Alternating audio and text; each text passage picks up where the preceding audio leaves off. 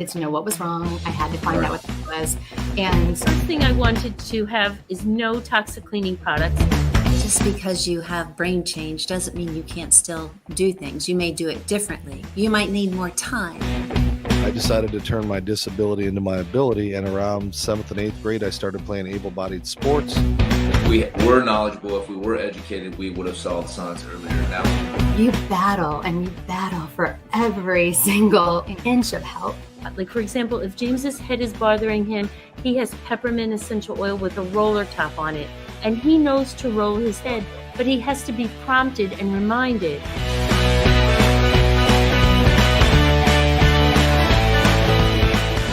A New Perspective, hosted by Tim Sutton. Brought to you by A Better Understanding, bringing you a better understanding and a new perspective on disabilities. Hey everybody, this is Tim Sutton bringing you a new perspective. If this is your first time joining the show, just give you a little history with me. I'm a retired law enforcement officer in the state of Virginia, 33 years plus. And for the last 20 years of my career, I actually did a lot of work with individuals with disabilities, specifically autism, intellectual disabilities, and Alzheimer's and dementia. And have formed a nonprofit here locally in the Richmond, Virginia area, and we have parties for people with disabilities, no matter what the disability is.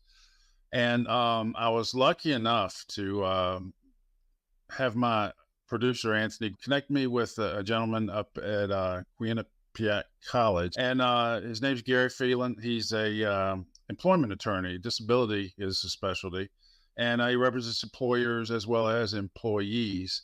And he's a professor there at the University Law School. So it's kind of a different than what we usually do, but we're going to get more into the weeds and find out ways that we can help and advocate for individuals with disabilities, and hopefully show employers that if they're not trying to accommodate or hire people with disabilities, they're missing a great opportunity. So I would like to welcome on Gary. Hello, Tim. Hey, I appreciate you taking time to do this for us. Can you just explain briefly what you do as far as the university as well as your law practice? Sure. As an attorney, I practice employment law primarily on behalf of individuals. A wide scope of the employment array, but in particular representing people with disabilities and litigation, negotiation, as well as a reasonable account. What I also do is I teach employment law, disability law, negotiations, and arbitration at Quinnipiac University School of Law in North Haven, Connecticut. Okay. What got you involved in that specific area of law? After where I was practicing law in upstate New York, where I'm from, in the Albany area, there really wasn't much disability law. I had a disability case, and there was no resources. And so, I also was, I like to write. So I had a couple of years out of law school, I had the idea of writing a book, contacted a law book. And they said, the reason is that there's no real federal law addressing disabilities in the workplace. And, after that, I had relocated to New Haven, Connecticut. My first week there, I read about then Senator Lo Weicker introducing the Americans with Disabilities Act. And so, that was then put off to the next session, but I made the proposal to write a book, ended up co-authoring a legal treatise on the Americans with Disabilities Act. And that became really a lot of the focus of my, of my next really 33 years of legal practice has been under the ADA. Okay. And if people aren't familiar with the ADA, I mean, it prohibits discrimination against employment, pretty much transportation, everything to do with society that we live in. But I think so many people are not, if you're not affected by a disability, they're not, they don't know any better. And as a law enforcement officer, I try to stress when I teach that you don't know what you don't know. You can't be expected to act or do or follow particular training if you haven't been trained to do it. And that's where, these employers, my personal opinion, as I stated before, is employers, if they're not making those reasonable accommodations and trying to bring people in to employ them, I do believe they're missing a golden opportunity. Because what would you say? I know there's a big conversation going on reasonable accommodation. Can you kind of explain? Because I had a discussion a couple of shows ago with a lady who does not like the words special needs because it's got a negative connotation as far as schools and all. And she explained that just about every single one of us have a special need. And I alluded to the fact when I was a police officer, they came to me and tried to give me a Ford Taurus. Well, I'm 6'4", about 280 pounds. So I had a special need where I got issued a Ford Explorer. But as far as reasonable accommodation for those who might be trying to gain employment, can you kind of break it down, explain that reasonable accommodation? Oh, sure. Again, it depends on the nature of the disability. Many people with disabilities don't necessarily need any sort of accommodation. But if an individual, and it's not something I always advise people, there's no real need to bring it up in the course of an interview. It's really only until after someone has been extended a job offer then even inquire, and that would be the time to raise it. A lot of it, and I always think about reasonable accommodation, it's just a form of problem solving or negotiation, like so many other things we do. Is that if you have certain the effects of your impairment, if that can be, helped or facilitated in some way.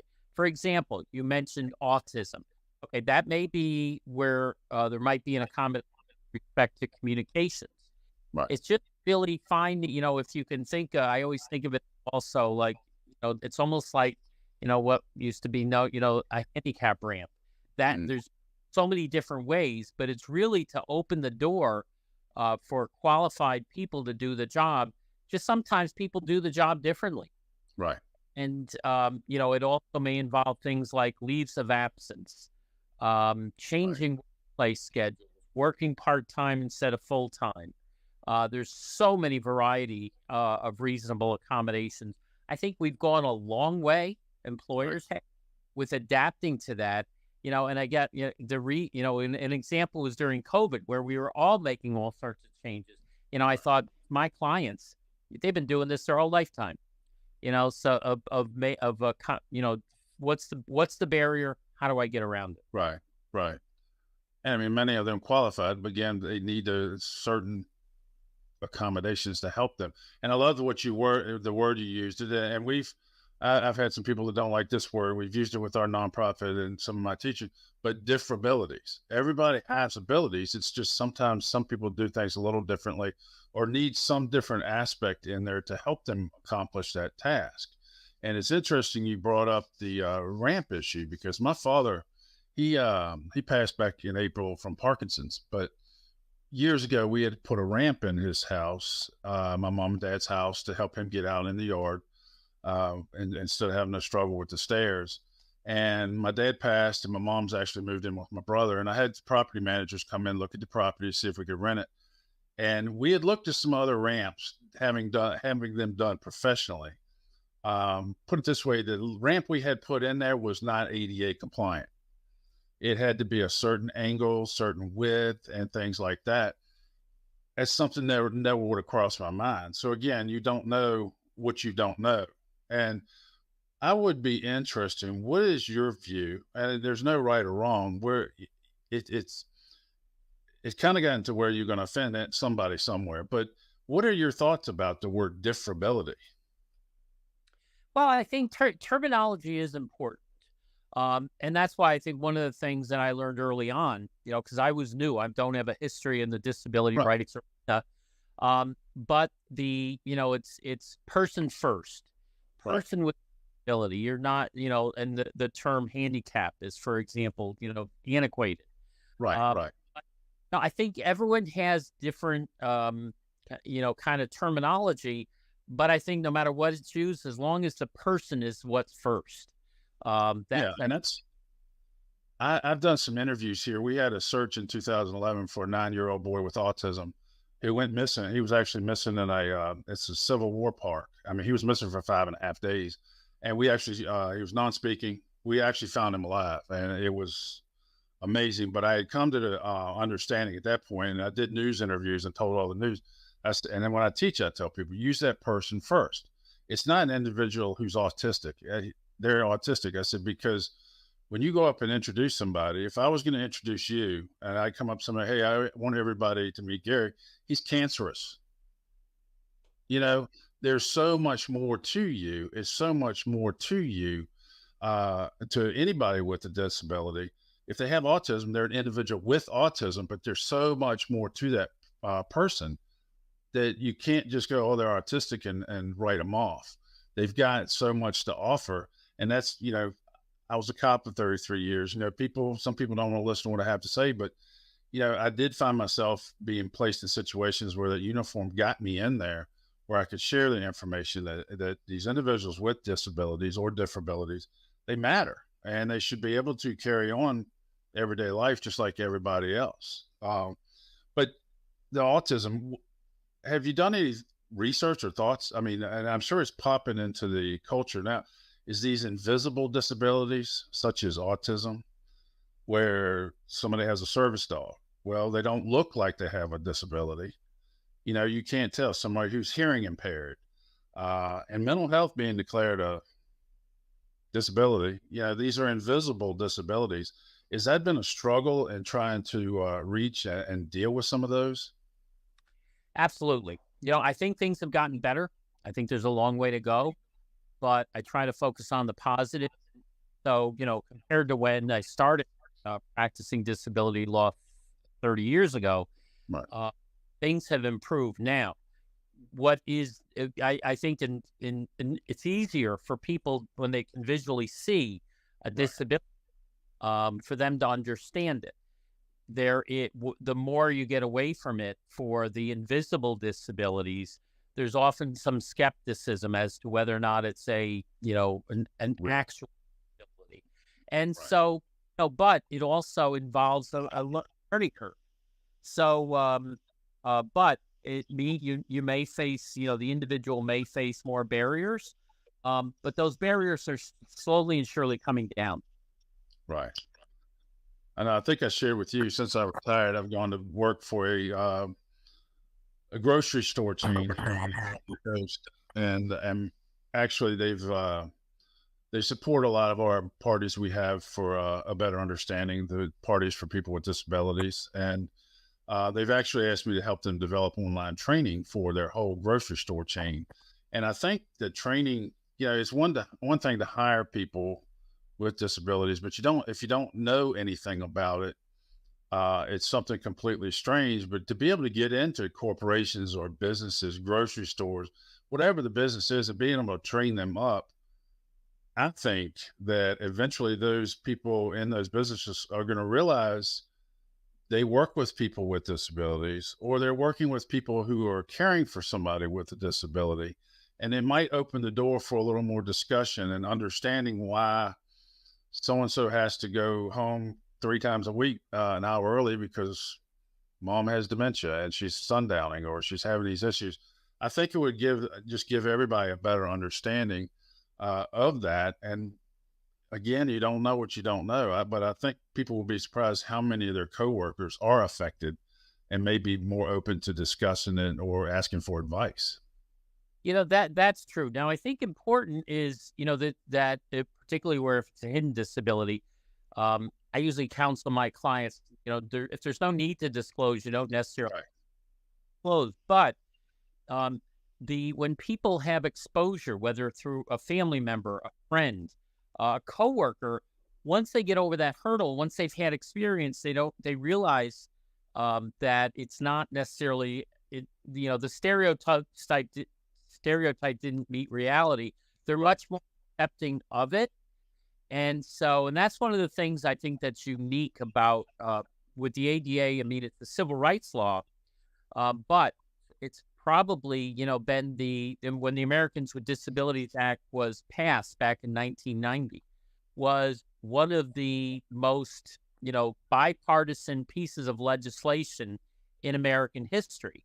And some of the biggest proponents of it were not the typical, civil rights leaders on the Democratic side, but were Republican because they had a family member, a friend, themselves, somebody like Senator Bob Dole, so they had personal experience. That makes a huge difference. Well, good deal.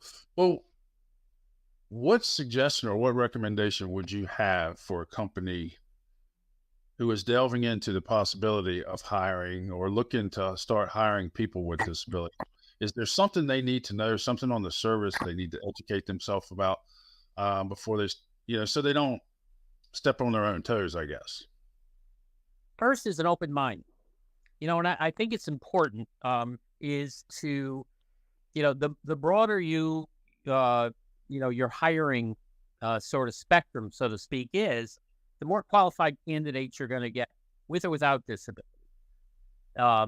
Certainly an employer has a right to hire and promote the best, the most qualified people. It's just if they accept the fact that they're likely losing out if they're not really looking at and consider, people with disabilities, 1 in 6 Americans. And there are ways, training HR as to how to, issues with respect to knowing law is, as to what to say and what not to say, when you can say it. For example, not in not in the hiring process. Right. Do not discuss or bring up disabilities. But a lot of it is, I always say to where I speak to employers is focus on the people who are the glass half full sort of people in your HR roles, because they're going to be adept at dealing with people with disabilities, accommodations, because they're going to look at problems to be overcome, not as barriers to stop you from proceeding. Okay. So what about individuals? Because I'm sure there are plenty of people out there who have disabilities who just figure, why should I even apply? Because there's no way I can do this. And in reality, employers need to realize there are jobs out there that would be perfectly suited for somebody with autism who needs the routine and structure. They may have social challenges, communication challenges, but if you give them a task that a lot of other people don't want to spend all day doing, they thrive on that, such as getting the carts in at the stores. A friend of mine works for Lowe's here in the Richmond area. They hired him. I think I told you on the phone, when I pull into the parking lot, I know whether or not he's working, because if there are no carts in the parking lot, I know he's working, because they thrive on that. But besides maybe not mentioning a disability when you get called in for an interview, what other suggestions would you have for somebody with a disability when they are looking for employment? I think it's important for people with disabilities to reach out for support and guidance from from groups that are within their specific disability. Whether it's autism, diabetes, epilepsy, there are groups that can help you navigate the process. Mindset is important, to go in with a positive mindset. Be ready for setbacks. One of the things I tell people, a lot of times I've heard people say to me that it must be really hard for many people with disabilities. And I say in many ways it's the opposite, because they face it. And so they don't let the barriers get to them. They don't let the challenges, they don't shy away from challenge. And so sometimes people, they may get turned down more often, depending on the nature of the job, the nature of the, just keep pushing, keep trying. Well, that's what the employers need to realize that, in many ways, these individuals are seeking employment, but they want to contribute, they want to succeed. And many of them don't care what the job is. They just want an opportunity to get that foot in the door and do things. And our job and what I try to do with our nonprofit and when I go out and teach is just, we can advocate for others living in the disability world, but it's also, like you said, teaching them to advocate for themselves is a huge part of it. So, do you think there are people out there, a lot of people out there with disabilities who just have been, I don't know, they've heard the negative so many times and they just figure, why apply for a job? There's no way I could ever succeed in a job. Do you think there are a lot of people out there just sitting back thinking, what do I have to offer? When in fact, they've got tons to offer. I think that is the case. I think that is becoming less of an issue with the advancements made in the disability arena. You can't change somebody's mind. It's hard to change somebody's mindset. Also, another factor, if somebody, let's say, is on Social Security disability, is the belief that if they go to work, they're going to lose that safety net. Right, right. There's been changes within the area of Social Security disability law to allow someone to try to work. And so, that the one thing, I think one challenge in the legal system is just we have all different types of law surrounding disabilities, and they don't always mesh perfectly. But, again, it really requires somebody to just do the best they can with what they have. And so, but I do think things are much better now than they were in the past. Right. Well, that's, I appreciate it. Yeah. I think people are still stuck back, years ago thinking, like you said, if I get a job, then I'm going to be out of this, out of that. But the law has tried to make accommodations in that aspect somewhat to help them out.